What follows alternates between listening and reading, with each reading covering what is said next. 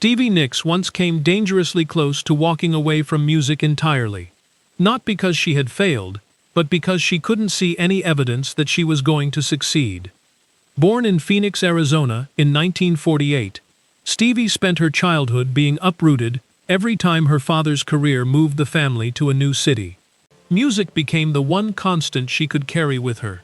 Her grandfather, a country singer himself, taught her songs when she was still small, and by the time she turned 16, she had already written her first one. Then, during her final year of high school in California, she joined a young guitarist named Lindsey Buckingham, mid-song at a gathering. Uninvited, but completely unafraid. He didn't stop her. That moment quietly launched one of the most significant and complicated partnerships in rock history. The two eventually became both a romantic couple and a musical duo, moving to Los Angeles with nothing but ambition and a shared belief in their songs. Their 1973 album as Buckingham Nicks went nowhere. Their label dropped them. Money ran out. While Lindsey recovered from illness at home, Stevie waited tables and cleaned houses to keep them both afloat. She later described those shifts as grounding. Real work, real people. But the doubt was growing. In 1973, sitting alone in Aspen and staring at the mountains, she wrote Landslide. That song didn't come from success. It came from the very real fear that success might never come at all. What she couldn't have known was that a producer would soon play a Buckingham Nicks recording for Fleetwood Mac drummer Mick Fleetwood, and that Lindsey would refuse to join the band without her. On New Year's Eve 1974, they both walked in. The 1975 self-titled Fleetwood Mac album climbed slowly at first, then Rhiannon caught fire on radio, and the mysterious woman in flowing black clothes became impossible to ignore. Stevie had deliberately crafted that image with designer Margie Kent. Long skirts, shawls, platform boots, because she understood that audiences don't just hear a performer. They remember a silhouette. Then came Rumors, recorded while virtually every relationship inside the band was collapsing, including Stevie and Lindsey's own.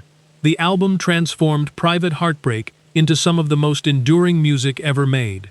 Stevie wrote Dreams in roughly 10 minutes in a studio room by herself. It became Fleetwood Mac's only #1 single on the Billboard Hot 100. Rumors went on to win the Grammy for Album of the Year and eventually sold tens of millions of copies worldwide. Her 1981 solo debut, Belladonna, reached #1 as well, making her one of the rare artists to simultaneously anchor a legendary band and build an equally powerful solo career. But the pace was punishing, and by the mid-1980s, cocaine use had taken a severe physical toll. She entered the Betty Ford Center in 1986, after a doctor warned her that continued use could be fatal. What followed was, by her own account, an even longer struggle. Nearly 8 years on a prescribed medication that gradually dulled her memory, her energy, and her creative voice. It took a serious accident at home in 1993 to force her into treatment again. She came back. She always came back. In 2019, she became the first woman inducted into the Rock and Roll Hall of Fame twice. In 2024, she released new music. In 2025, she fractured her shoulder and still returned to the stage months later.